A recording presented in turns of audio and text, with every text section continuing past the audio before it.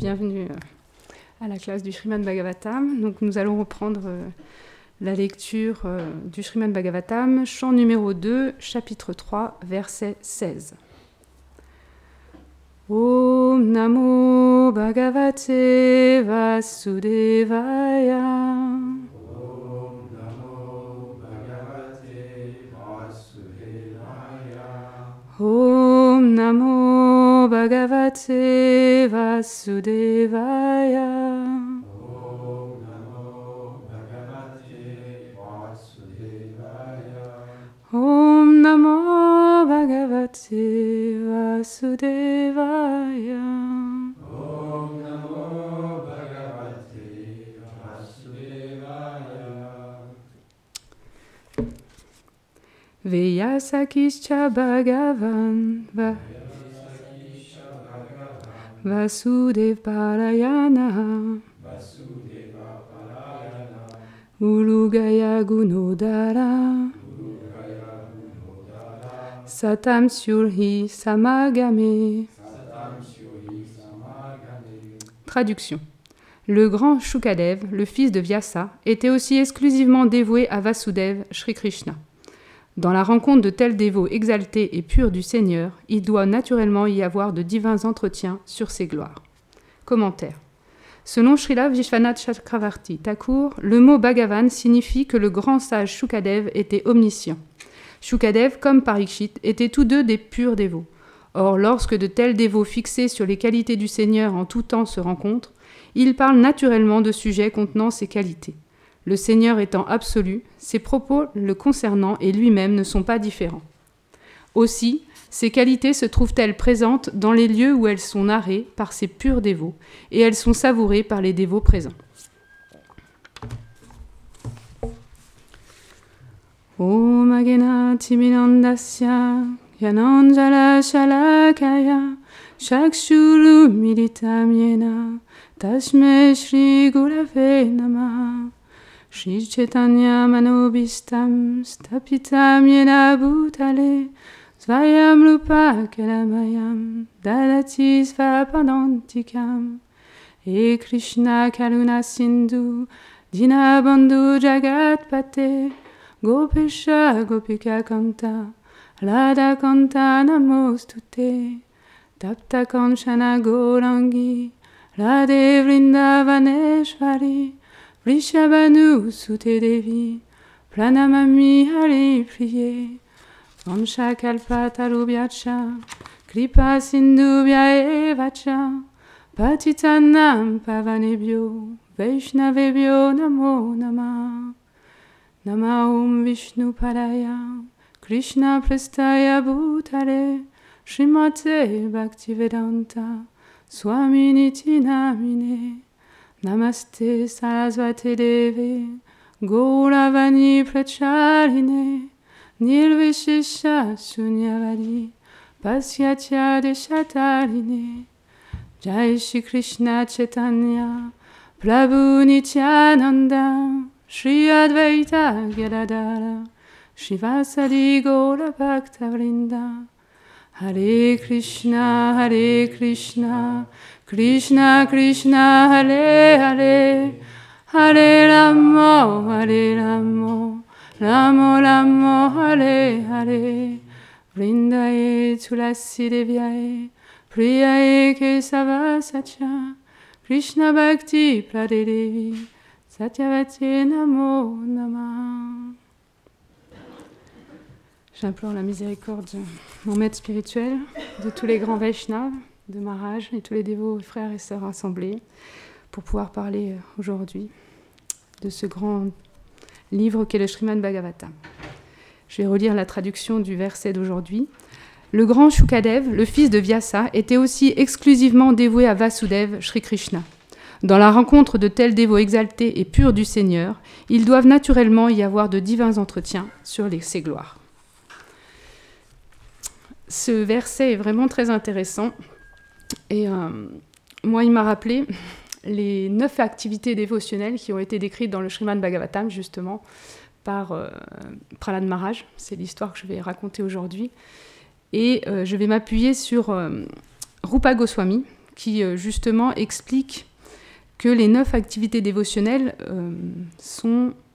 dans l'Upadeshamrita d'abord, il explique que les dévots, il y a 6 activités des dévots, offrir des cadeaux, recevoir des échanges, oui, les 6 échanges dévotionnels entre dévots.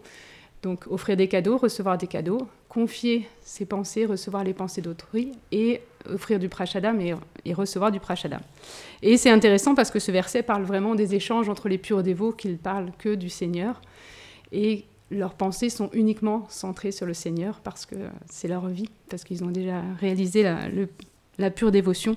Et Rupa Goswami, dans le Bhakti Rasamrita Sindhu, définit la dévotion pure comme suit. Alors, je vais essayer de le dire en sanskrit.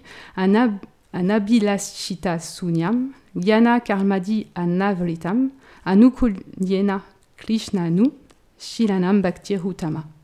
Traduction. On doit servir favorablement le Seigneur suprême, Shri Krishna, sans espérer une récompense matérielle, karma, en s'abstenant de toute spéculation mentale impersonnelle, gyana, et libre de toute autre motivation et désir égoïste.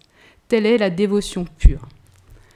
Donc cette définition est vraiment très intéressante parce qu'elle explique que l'âme est éternelle, et c'est une éternelle servante du Seigneur, et elle ne peut faire autrement que d'agir. Merci. Et donc il y a 2 façons d'agir dans ce monde. Il y a la manière matérielle, où les âmes conditionnées, on est dans ce monde matériel, donc on agit, parce que c'est sous l'influence de Maya. Et il y a la façon d'agir spirituelle, c'est-à-dire qu'on est engagé dans le service de dévotion pour le Seigneur, et c'est centré sur.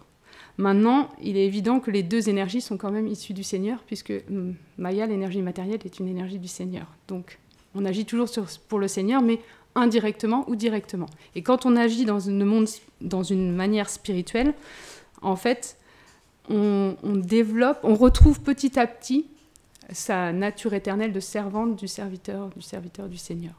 Et en fait, il est expliqué que pour pouvoir agir spirituellement, il faut absolument se rapprocher d'un maître spirituel authentique.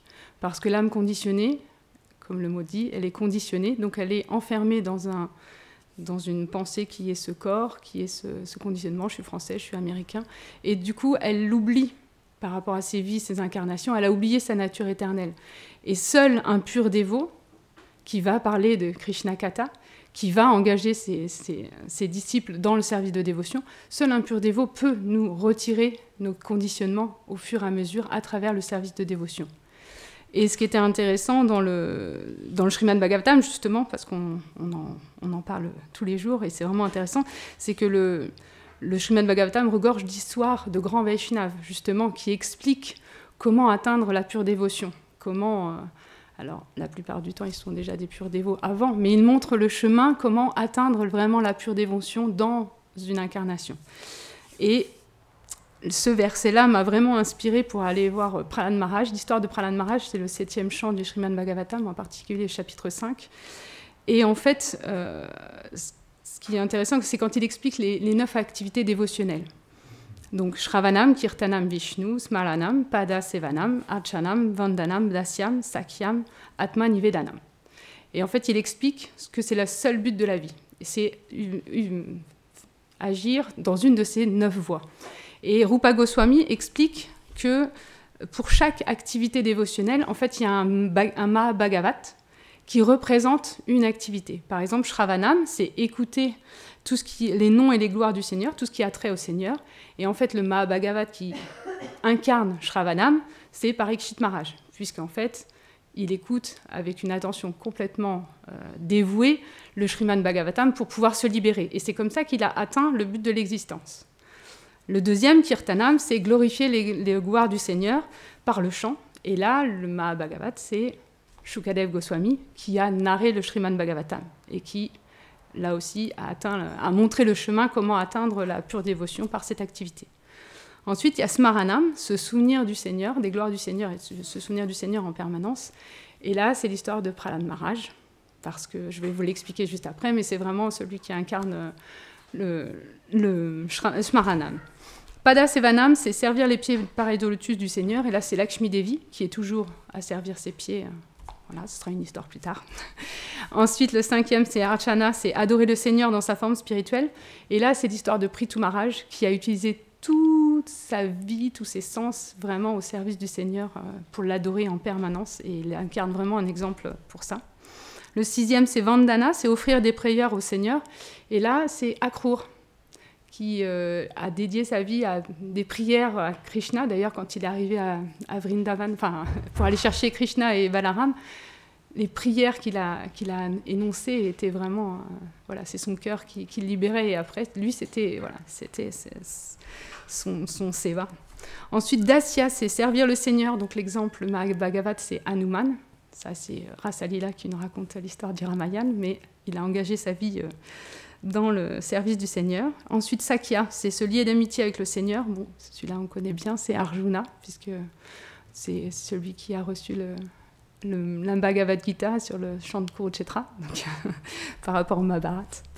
Et enfin, le dernier, c'est Atmanivedana, c'est s'abandonner totalement au Seigneur. Et là, c'est Bali Maharaj, puisqu'on a eu l'histoire il n'y a pas longtemps, Bali Maharaj qui a abandonné toute sa vie au Seigneur, puisque quand il avait les 3 pas, le 3e pas, il n'y avait plus de place, il a dit « je te donne moi ma tête ». Et là, Krishna, le Seigneur, a été totalement conquis par ce dévouement.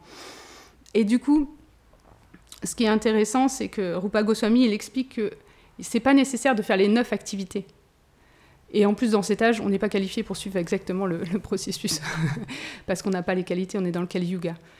Donc le processus le plus parfait, c'est l'écoute et le chant du Mahamantra. C'est pour ça que les grands Vaishnavas insistent vraiment sur le Shravanam Kirtanam pour nous, parce que c'est écouter les gloires du Seigneur à travers un pur Vaishnav, donc à travers le maître spirituel, Krishna Katha, et Kirtanam parce que c'est le chant du Mahamantra, et il n'y a rien de plus puissant, puisque Chaitanya Mahaprabhu est venu nous donner ce cadeau inestimable. Et c'est pour ça qu'il faut vraiment... voilà, il faut absolument...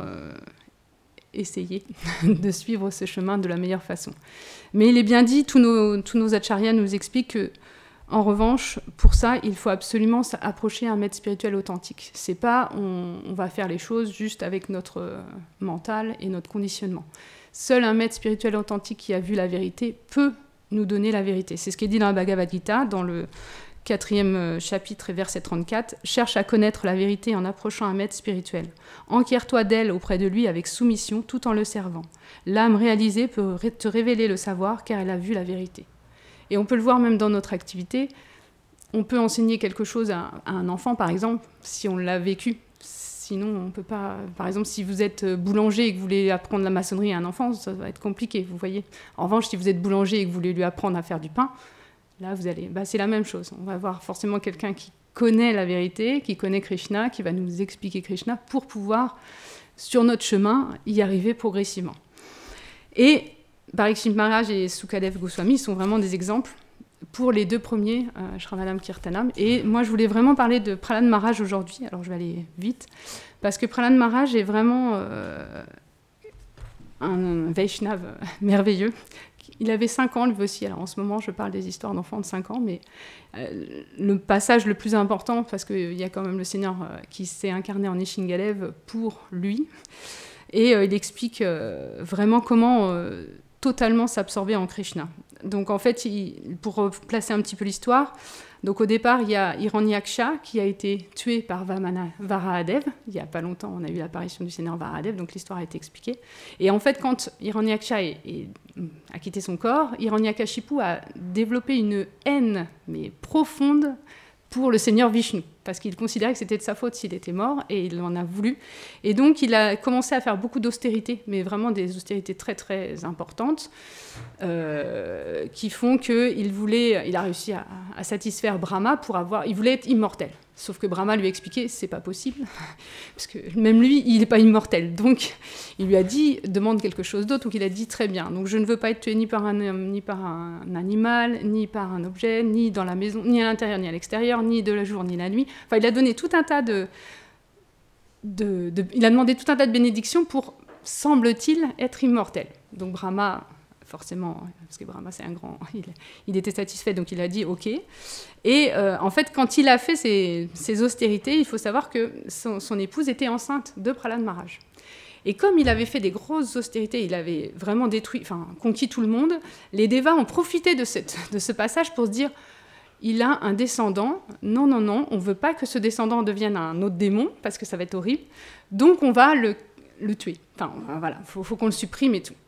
Et ce qui est merveilleux, c'est que Narada Muni, forcément, il a entendu ça, il a dit, mais non, écoutez, quand vous êtes allé voir Brahma, et que Brahma était voir Vishnu, Vishnu a dit, vous inquiétez pas, Hiranyakashipu, il sera tué de ma main, parce qu'il va faire du mal à son fils, qui est mon pur dévot. Donc je vais venir. Et du coup, il a dit, non, non, non, non, surtout, vous ne le touchez pas à cette femme ni à cet enfant, parce que c'est une offense, vous ne pouvez pas tuer un enfant qui va naître. Il dit, vous allez voir, le Seigneur a dit que ce sera un pur dévot, donc je le prends sous ma protection, donc il l'a emmené à son ashram. Et du coup, la femme d'Hiranyakashipu a servi Narada Muni, elle a fait énormément de services pour lui, et lui, en échange, elle lui a parlé de Krishna Katha, l'a instruite. Et ce qu'il faut savoir, c'est que lorsqu'une femme est enceinte, elle ressent toutes les émotions, et l'enfant qui est dans son ventre ressent toutes les émotions et entend, surtout à cet âge-là, encore plus. Donc en fait, Parikshit Maharaj a entendu tous les enseignements de Narada Muni. Et donc il a été instruit, et donc il a été... c'est son maître spirituel. En fait, il l'a considéré comme son maître spirituel. C'est ce qu'il dit après dans le Bhagavatam. Il dit, mais mon premier maître spirituel, c'est Narada Muni. Donc, il a complètement dédié sa vie. Donc, quand il est sorti, en fait, sa vie, elle était complètement concentrée sur Krishna, parce que toute la grossesse, il n'a entendu parler que Krishna Katha, que du service de dévotion, que de penser au Seigneur. Donc, lui, il était totalement engagé. Et c'était vraiment merveilleux, parce que... pour nous. Pour son père, ça ne l'était pas, parce que son père était comme tout père, il était très en admiration devant son fils et tout, et il voulait absolument le former pour qu'il soit un bon démon, un asura, pour qu'il prenne sa succession. Et du coup, il a confié sa formation spirituelle au fils de Sukracharya, son maître spirituel. Et donc, les deux essayent de le former. Mais Prahlad Maharaj, il a développé une qualité, l'équanimité. Pour lui, il n'y avait pas d'ami ou ennemi, puisque pour lui, il voit Krishna partout. Comme il voit son Seigneur partout, c'était pas possible qu'on puisse faire de différence. Et comme l'enseignement qu'il recevait faisait une différence, il n'a pas pris cet enseignement. Il a juste pris ce qu'il avait besoin, c'est-à-dire il a écouté la politique, il a écouté la diplomatie, voilà. Mais en fait, dans son cœur, il a complètement rejeté. Et donc, il y a son père, il voyait plusieurs fois, il dit, bon, alors qu'est-ce que tu as appris ? Et là, il lui dit, les 9 activités dévotionnelles, il n'y a que ça qui me plaît, il faut abandonner toute sa vie matérielle pour se consacrer qu'au Seigneur. Et là, il a dit, mais c'est pas possible. Il dit aux deux maîtres spirituels, il dit, mais il faut absolument que vous fassiez attention qu'il n'y ait pas de Vaishnav dans le coin, parce que c'est pas normal, il parle que de Vishnu, alors que... il doit apprendre les techniques des asuras, c'est pas possible. Donc, ils font attention. Et puis, en fait, il parle avec lui. Il dit, mais comment tu as appris ça ? Et c'est là où il dit, mais en fait, j'ai tout appris de mon maître spirituel, Narada Muni. Et donc, en fait, le service des dévotions, c'est notre vie. Il faut totalement s'engager, tout engager pour... Et là, ils ont commencé tous à être en colère, forcément. Hiranyakashipu encore plus. Et quand il l'a pris la dernière fois et qu'il lui a dit, mais... Père, s'il te plaît, abandonne toutes tes mauvaises activités, consacre-toi seulement au Seigneur Vishnu et tu seras libéré de cette vie matérielle conditionnée, de ces cycles de mort et de renaissance. Et là, il a eu une énorme colère. Du coup, il l'a jeté. Et là, il a demandé à tous ses asuras, ses associés, de le tuer. Donc, là, il y a une farandole d'expérience. Donc, il y a eu d'abord, ils ont essayé avec des lances acérées, des pics, de le piquer. Et en fait, Prahlad Maharaj était tellement absorbé, mais vraiment tellement absorbé, qu'il ne sentait pas du tout les coups. C'est même expliqué, les acharyas expliquent que en fait, c'est même Krishna qui le protégeait. Donc en fait, il ne pouvait pas le toucher. C'est Krishna qui recevait les coups pour protéger son pur dévot. Et donc il y a eu ça. Après, ils l'ont lancé avec des serpents venimeux. Et en fait, il était tellement absorbé que les serpents sont tous enfuis. Après, ils ont voulu l'écraser avec des éléphants. Et en fait, les éléphants, au moment où ils allaient écraser Prahlad Maharaj, il était tellement absorbé qu'en fait, ils se sont complètement transformés. Ils sont devenus des purs dévots et ils ont déposé des guirlandes tellement magnifiques. Après, ils ont voulu le jeter d'une falaise. Donc, ils l'ont jeté. Et il était complètement absorbé, il chantait les gloires du Seigneur et le Seigneur. Et en fait, c'est dit dans les Écritures que c'est le Seigneur qui l'a recueilli juste avant qu'il touche, le Seigneur est venu lui-même le récupérer, le déposer sur le sol pour pas qu'il souffre. Et il y a même aussi, il a demandé à sa sœur Olika. Alors sa sœur Olika, elle avait une bénédiction que elle était protégée du feu. C'est-à-dire qu'elle pouvait être dans le feu et elle avait une protection qui faisait qu'elle ne ressentait pas. Donc il s'est dit, super. Il dit, tu vas avec Prahlad, on va allumer un grand feu et tu vas... Voilà, toi tu vas être protégé, mais lui il va forcément mourir. Et en fait, il est dit que... Donc c'est ce qui s'est passé. Mais sauf qu'en fait, Prahlad Maharaj était tellement absorbé toujours dans son Seigneur qu'au final, ça s'est inversé. C'est lui qui a reçu le froid et elle qui a été brûlée. Parce qu'en fait, comme elle l'a fait contre un pur dévot, le Seigneur, il ne peut pas accorder sa bénédiction, donc il l'a... Et du coup, elle est finie. Quand il a entendu Hiranyakashipu, il pensait que c'est Prahlad Maharaj, il dit « Oh, il doit souffrir et tout ». Et quand il a vu après que Prahlad, il était intact et que Holika, il était complètement anéanti. Et à la fin, donc il y a tout un tas de choses. Il avait vraiment de la colère énorme. Et Prahlad était total. Il lui a fait boire aussi du poison. Prahlad a offert le poison à Krishna parce qu'il ne peut rien, un pur dévot ne peut rien manger, boire. Donc, pour faire plaisir à son père, parce qu'il faisait son devoir, il l'a pris, il l'a offert au Seigneur, et quand on offre au Seigneur, ça devient du prashadam. Du coup, il a bu du nectar. c'est merveilleux parce qu'en fait, le Seigneur a vraiment montré, à travers cet exemple, que si toutes nos pensées, toutes nos actions, tout ce qu'on fait est consacré à lui, il ne peut que protéger son dévot, puisqu'on le fait par amour. On ne le fait pas par intérêt, on le fait par pur amour. Surtout les grands Vaishnavas. Et du coup, ce qui s'est passé à la fin, c'est que Hiranyakashipu, il ne comprenait pas. Il dit, mais pourquoi? Il dit, mais parce que c'est papa. Le Seigneur, il est partout, Vishnu est partout, tu as juste à regarder. Il me dit, eh bien, s'il est là. Il dit, bah vas-y, montre-moi, qu'il se montre. Il dit, mais tu as juste à regarder, il est à l'intérieur, même à l'intérieur de ce pilier. Il dit, et là, il dit, ah bon? Il dit, bon, je ne fais pas aussi... je ne suis pas une actrice, mais bon, il a dit « Ah bon, il est ici ! Eh bien, très bien, puisque c'est comme ça, qu'il vienne !» Et là, il a commencé à jeter son fils, il a commencé à rentrer dans une colère folle. Il voulait vraiment tout détruire. Et là, tout à coup, il y a un bruit. Un cri énorme qui est sorti du pilier qui était là. Et là, Hiranyakashipu, il s'est commencé à se dire bizarre. Et il a commencé à avoir un petit peu peur quand même. Mais bon, c'est un kshatriya, et puis c'est un asura. Donc il a dit, c'est pas grave, il n'y a rien qui peut me détruire. Et donc il a commencé à vouloir encore, vraiment dans une colère. Et là, carrément, il y a Nishingadev qui est sorti du pilier. Alors, je ne vais pas raconter l'histoire de Nishingadev, mais il est sorti du pilier. Et là, il est rentré dans une colère, mais incommensurable, à l'image. Et il a commencé à se bagarrer avec forcément Hiranyakashipu. Et au final, de toute façon, il l'a forcément pris sur ses genoux. Alors, ni à l'intérieur ni à l'extérieur, hein, c'était sur le palier. Ni la nuit ni le jour, puisque c'était au crépuscule. Et c'était pas un animal. Enfin, il est apparu dans la forme million, mi-homme, donc c'est ni un animal, ni un. Et c'est pas avec des armes qu'il a tué, c'est avec ses ongles. Donc ses ongles, elles étaient. Et donc, en fait, il a déchiré la poitrine d'Hiranyakashipu. Il a pris toutes ses entrailles. Enfin, voilà. Pour montrer qu'on ne touche pas à son pur dévot. Et par amour pour son pur dévot, parce que son pur dévot avait dit, mais il est partout, même à l'intérieur de ce pilier, il l'a montré par son exemple que oui, je suis partout, même à l'intérieur de ce pilier. Et c'est ce qui s'est passé. Mais en fait, ce qui est important aussi de voir, c'est que après, Nishingadev était vraiment dans une colère, mais très, très, très, très forte, très, très intense. Il a commencé à détruire tous les asuras. Enfin, après, il n'arrivait plus à s'arrêter. Et du coup, les devas qui étaient présents ont eu très peur. Même Lakshmi Devi n'a pas réussi à calmer le Seigneur, alors que Lakshmi Devi a ses pieds tous les jours.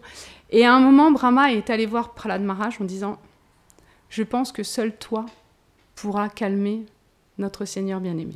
S'il te plaît, est-ce que tu peux aller t'enquérir auprès de lui ?» Et donc, c'est ce qu'a fait Prahlad Maharaj, forcément, parce que c'est son Seigneur. Donc, il est allé avec beaucoup, beaucoup, beaucoup d'humilité, avec beaucoup d'amour et de dévotion. Il est allé présenter à son Seigneur et il lui a déclaré des très belles prières que je vous invite à lire, mais qui sont vraiment très très belles. Et le Seigneur, tout de suite, il s'est apaisé sa colère. Et il est devenu plus doux que le beurre. Et il a pris son Prahlad sur ses genoux Et vraiment, il y a des échanges qui sont très très beaux entre ces deux, voilà, ce grand dévot et son Seigneur dans sa relation personnelle. Et c'était vraiment très, très doux. Et puis, à un moment, Nishingadev était très content de Prahlad et il lui a dit « S'il te plaît, demande-moi des bénédictions, je te donnerai tout ce que tu veux. » Et là, Prahlad lui dit « Surtout, je ne veux rien. Je ne veux rien d'autre que d'être à tes pieds. S'il te plaît, je ne veux rien d'autre que juste servir ton serviteur. Je veux pas. Est-ce que dans ce monde... » Parce qu'il avait totalement libre. Il était totalement libéré. Même 5 ans. Comme quoi, il n'y a pas d'âge. Mais c'était vraiment tellement... Et le Seigneur, il est même dit, il y a certains commentaires, ils expliquent que même Prahlad était tellement absorbé qu'en fait, il ne se sentait même plus manger, dormir, boire. En fait, il ne s'occupait pas. C'était toujours le Seigneur qui était là. En fait, quand il avait soif, il buvait, mais il ne savait pas qu'il buvait. Il était tellement absorbé que c'était vraiment impressionnant. Et c'est vraiment un exemple de dévotion. Alors, c'est sûr qu'on n'est pas à ce niveau-là. Mais si on prie... Prahlad Maharaj, qui est présent à côté de nous, en plus tous les jours, de prier, de nous aider à suivre cette voie, à nous abandonner, à penser tout le temps à notre Seigneur, quel que soit ce qu'on fait, en prenant forcément, bien sûr, refuge de Purvé Dévot et de notre maître spirituel, mais voilà, de s'enquérir, de pouvoir vraiment, un jour, pouvoir arriver à s'absorber de la même façon que Prahlad Maharaj. Voilà. J'en ai fini pour aujourd'hui. Si tu veux rajouter quelque chose, Gurudev ?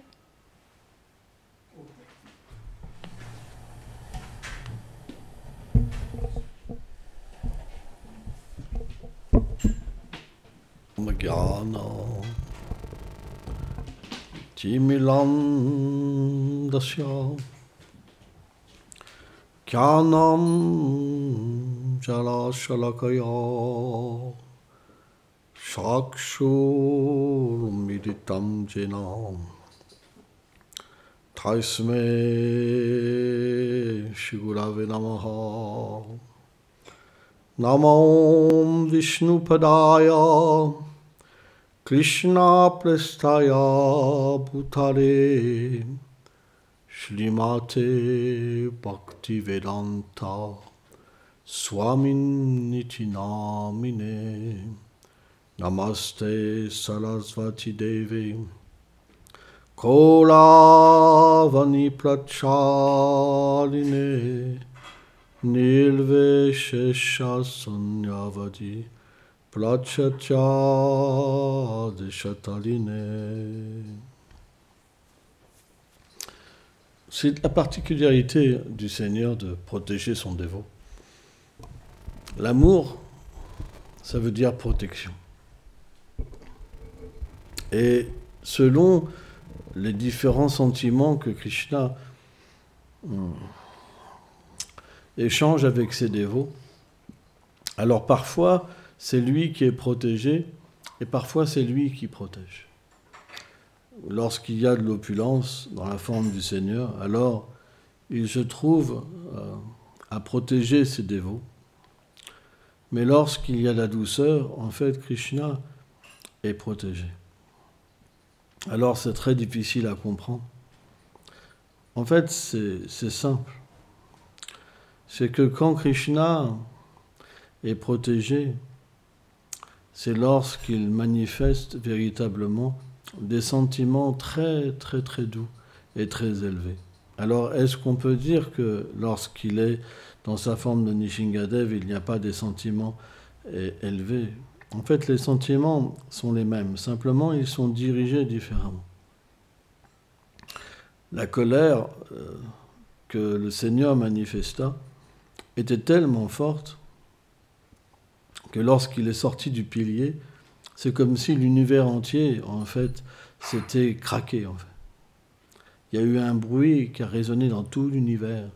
Et en fait, Hiranyakashipu, bien qu'il était mis en pouvoir pour redouter aucune peur et être le plus grand, en fait, des guerriers, parce que c'est expliqué que quand Hiranyaksha et Hiranyakashipu sont apparus, c'était tellement sombre qu'il y avait même du pu, de la bile, plein de choses qui tombaient du ciel, en fait.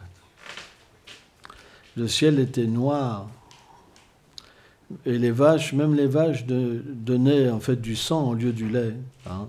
Tout est devenu inversé par la puissance des deux Jai et Vijay. En fait, Vishwanath Chakravarti Thakur explique une chose que j'avais oubliée.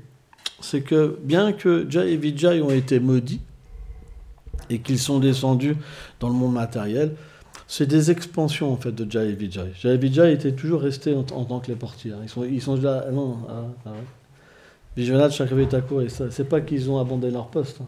C'est des expansions de leur personne qui sont descendues. Hein. Ben, c'est logique. Hein. Et à ce moment-là, ils ont assumé ce rôle d'être Hiranyaksha et Hiranyakashipu. Or, Hiranyakashipu, la forme du Seigneur était tellement terrifiante qu'il ne pouvait même pas la regarder. Tellement qu'elle brillait, c'était un feu de colère. Vous savez, quand vous approchez un feu, ça brûle. C'était tellement brûlant, la puissance de Nishingadev, qu'il ne pouvait même pas ouvrir les yeux. Simplement, il tournait autour comme ça. Et c'est mystique parce qu'il pouvait, même en fermant les yeux, quand même, agir parfaitement. C'est incroyable, quand même. Sans même regarder le Seigneur, il pouvait faire de tels mouvements et être dans une... En fait, c'était complètement une danse. Le Seigneur avait plein de bras comme ça, et Hiranyakashipu, hein, il évitait en fait les coups. C'est comme une danse. Hein. C'est très beau quand en fait le Seigneur se divertit. Quand Krishna se divertit avec les gopis, il danse, mais lorsqu'en fait il se bat avec Hiranyakashipu, c'est comme de la danse, mais simplement le sentiment est différent. Tout ce que fait Krishna est beau. Hein. On voit par exemple, quand Krishna, il a plongé dans le bras de la Yamuna, il y avait un lac, en fait, le lac qui est connu comme le lac Kalia. Mais en fait, ce n'est pas la Yamuna. Parce que la Yamuna, si Kalia avait été dans la Yamuna, ça aurait pollué les eaux de la Yamuna et ça aurait dérangé en fait les lilas du Seigneur. Parce que Krishna aime, soit avec ses sakas, se baigner dans la Yamuna, soit avec les gopis. Hein. Et c'est très beau parce que la Yamuna est dans le sentiment d'une jeune fille, en fait. Et quand Krishna approche de la Yamuna, en fait, elle gonfle de sentiments. Une jeune fille, quand un époux, quand un jeune homme, elle devient attirée, en fait, tout son corps se gonfle de désir. Et bien, de la même manière, quand Yamuna Devi, quand Krishna approche avec ses pieds pareils au lotus, elle gonfle, en fait, et elle touche ses pieds. Hein. Bon, bref. Mais il ne faut pas trop parler. Okay. Mais disons que le point, c'est que bien que c'était d'une puissance inconcevable, l'affrontement entre Hiranyakashipu et le seigneur Nishingadev, en fait, c'était une danse merveilleuse. Mais les Devas, parce qu'ils manquent de qualification pour apprécier les doux divertissements du Seigneur, parce qu'ils ont une identification avec le corps. Quand on est identifié avec le corps, on ne peut pas saisir les divertissements de Krishna et les apprécier. On peut en parler, mais on ne peut pas les goûter. Par exemple, on est pris par la fatigue, etc. Toujours la conception corporelle vient nous prendre. Mais lorsqu'on se libère de cette conception corporelle et qu'on peut, par le souvenir de Krishna, véritablement se hisser sur un niveau où on parle avec les sens spirituels, à ce moment-là, on peut apprécier. Mais les Devas, parce qu'ils avaient peur d'Hiranyakashipu, ils ne pouvaient pas vraiment apprécier. Ça veut dire que cette danse entre Nishingadev et Hiranyakashipu, en fait, parce qu'à un moment, le Seigneur a chopé Hiranyakashipu, mais il l'a relâché parce que ce n'était pas l'heure où il devait le tuer. Donc, les Devas ont eu peur. Il manque parfois même de confiance dans le Seigneur suprême. Avec Varahadev, et Hiranyaksha, hein, il y a aussi cette chose-là qui réapparaît à chaque fois. Hein, parce qu'ils ont un intérêt encore. Ils sont des dévots mixtes.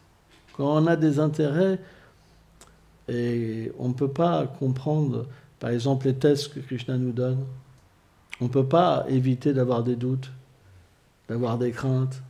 Mais Prahlad, lui, il n'avait aucune crainte, aucun doute. Aucun doute. C'est comme, en fait, Prahlad est venu sous la forme d'Haridas Thakur, par exemple. Hein? Et la même chose, en fait, est arrivée. On voit que quand Haridas Thakur a été amené devant le Qadi, il lui a dit, même si vous me coupez en morceaux, je ne pourrai jamais arrêter de chanter. Parce qu'il voulait en fait faire arrêter Haridas de chanter. Et très bien. Et après, ils ont voulu le tuer, hein, véritablement. Mais la raison la plus profonde pourquoi en fait Chaitanya Mahaprabhu est entré dans le corps d'Haridas, c'est pour qu'Haridas ne soit pas dérangé dans son bhajan. Parce qu'en fait, le Seigneur, il fait tout en sorte pour que son pur dévot, il ne soit jamais dérangé. C'est pour ça que, aussi, Prahlad Maharaj, il ne pouvait pas être dérangé. Quoi qu'il se passait, en fait, le Seigneur faisait tous les arrangements pour qu'il ne soit pas dérangé. C'est pour ça que c'est expliqué, dans le 5e chant du Bhagavatam, que quoi que Prahlad faisait, qu'il allait manger, etc., tout était en fait accompli par en fait le Seigneur suprême. Il avait aucune indisposition, simplement il était plongé dans l'amour. Et on voit, c'est comme ça que Krishna servait Prahlad. Hein. C'est très profond la relation avec Prahlad. Et on voit que Chaitanya Mahaprabhu, il adorait entendre parler de Prahlad Maharaj. Vraiment, hein, c'est... Pourtant, Mahaprabhu, il est venu pour ressentir, hein, pour goûter, prendre la position de Srimati Radharani, etc. Mais lorsqu'il entendait, en fait, Prahlad, il se réjouissait. Et pourquoi ? Parce qu'en fait, cette attitude de Prahlad, elle est en Srimati Radharani aussi. Cette humilité, cette douceur, cet abandon, c'est cette chose, en fait, qui attire tant Krishna. C'est pourquoi, quand Chaitanya Mahaprabhu, il écoutait sur Prahlad, il goûtait véritablement un sentiment infini. Et en plus, c'était Gadadhar, qui est Srimati Radharani, qui lisait en fait les gloires de Prahlad ou de Dhruva Maharaj, etc. Donc elle dépeignait directement ses propres qualités, en fait. Hein, c'est très profond, en fait. Et en fait, Chaitanya Mahaprabhu pouvait l'absorber comme un élève qui absorbe les sentiments de son maître, en fait. Hein, c'est très intéressant.